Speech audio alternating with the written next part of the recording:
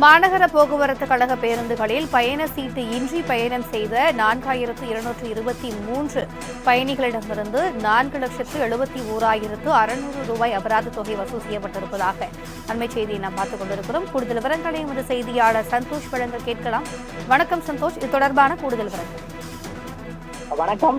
மாநகர போக்குவரத்து கழக பேருந்துகளில் பயணச்சீட்டு இல்லாமல் பயணம் செய்த 4223 பயணிகளிடமிருந்து அபராத தொகையாக 4,71,600 ரூபாய் வசூலிக்கப்பட்டுள்ளதாக மாநகர போக்குவரத்து கழகத்தின் மேலாண் இயக்குநர் தற்போது தகவல் ஒன்றினை தெரிவித்திருக்கிறார். குறிப்பாக மாநகர போக்குவரத்து பேருந்து கழகங்களில் உரிய பயணச்சீட்டு மற்றும் அதே போல மாநகர போக்குவரத்து கழகங்களால் வழங்கப்பட்டுள்ள இந்த பயண அட்டை இல்லாமல் பயணம் செய்வது மோட்டார் வாகன சட்டத்திற்கு உட்பட்ட தண்டனைக்குரிய குற்றமாகும்.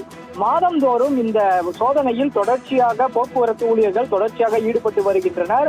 குறிப்பாக இந்த நிலையில் கடந்த ஜனவரி மாதத்தில் மற்றும் இந்த பயண அட்டை மற்றும் பயணச்சீட்டு இல்லாமல் பயணம் செய்பவரின் எண்ணிக்கை என்பது தொடர்ச்சியாக அதிகரித்துக் கொண்டே இருக்கிறது.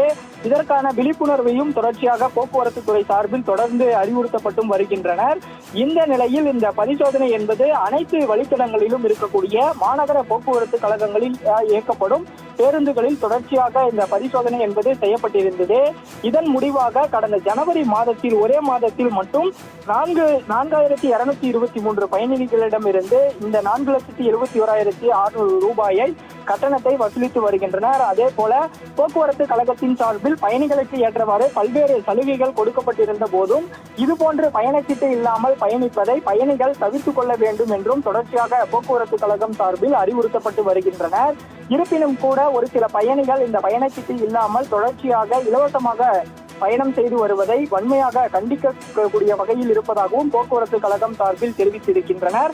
அந்த வகையில் தற்போது இந்த கடந்த ஜனவரி மாதத்தில் மற்றும் இந்த பரிசோதனையின் போது 4223 பயணிகளிடமிருந்து 4,71,600 ரூபாய் வசூலிக்கப்பட்டுள்ளதாகவும் போக்குவரத்து துறை சார்பில் தகவல் தெரிவிக்கப்பட்டுள்ளதும் குறிப்பிடத்தக்கது.